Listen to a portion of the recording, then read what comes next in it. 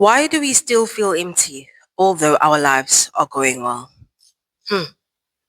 So, I'll start by saying this depends on what you value the most as a person and how you measure your level of success and how you generally view your own well-being. So, the question is, do you value how much money you have more than anything? Do you value the love around you, your family, your friends, your partner, your girlfriend, your boyfriend, your wife, your husband? Or do you value peace? Do you value stability? Do you value um, giving love, receiving love? Do you value peace of mind? So, hello guys. My name is Lindy. I am a South African that's living in Indonesia. So, I am starting a mental health series where I will be talking about my experience as someone that's living with anxiety and also working abroad. I'm hoping to create a community of people who are passionate about creating awareness about mental health, and also people who just, and also everyday people who are just looking for conversations around mental health. Um, there's nothing wrong with having depression. There's nothing wrong with having anxiety. There are certain mental health conditions that we don't control, that most of them we get them through childhood traumas, through maybe stressful environments that we're under, and even people who are generally stressed. Okay, this channel is a safe space for people who are just looking for um, advice in terms of like mental health, or a community of people to relate to, right? So I lately have been experiencing a lot of anxiety, heightened anxiety, and I'm like, okay, um, why do you always feel like you're not doing enough, right? So usually, um, our anxiety and the reason why we feel empty is because we're constantly feeling like it's not enough. I have a good job, but like it's not enough. I make this amount of money, but like it's not enough. I want this for myself. It's not enough that I'm ready. I already have a decent life. And you know what? I feel like it all goes down to not being kind to yourself, right? When you are not kind to yourself, you judge yourself, and you even judge yourself for things that are beyond your control.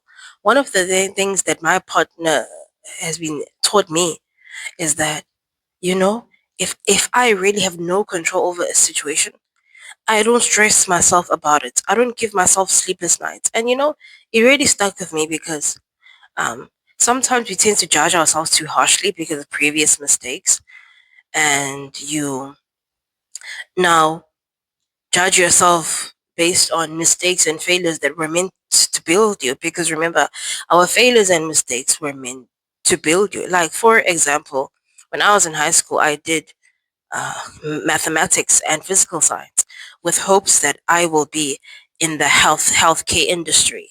That's the dream that I had, but I was bad at math. I was bad at science. I ended up doing badly, and I ended up having to like fix my high school education. I ended up having to repeat some of the subjects that I did in high school. So, um, because of previous academic failures, the possibility of me studying another degree, diploma, or qualification, it does kind of worry me. And you know what? Sometimes it's also our egos. Just sometimes as human beings, we just don't want to accept that, okay, I will fail. It's part of being a human being. Or sometimes I won't do as great, right? So please engage with me below, guys. Tell me like what you think about the whole issue of feeling empty although you're generally doing well. And secondly, sometimes, especially someone who's living abroad, when things are not going well at home, we tend to also get very stressed. Like, okay, there's a situation at home, right? And our situation varies. Some people move abroad because the relationship at home is not that great. Some of us have moved abroad because of financial problems, right?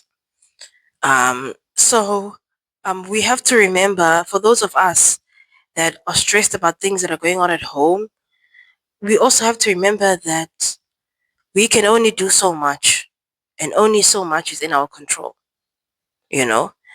And another thing that I feel like makes us to, as people, to feel empty, although we're actually doing great, is wanting perfection, chasing perfection.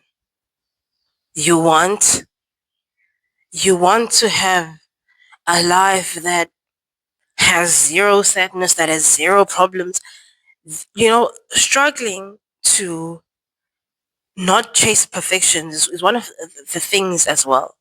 It's one of the things that I struggle with, right? Just wanting life to be perfect. Like, I don't want any. A part of life is the experience of good and bad, up and down, right? You have to be okay with the fact that some days I will be sad. It's okay, you know? I had to like teach myself, like, girl, some days you'll be sad. On some days you will overthink, and it's okay. Don't beat yourself up about being sad. Allow yourself to cry when you come back from work. Allow yourself to cry in your room.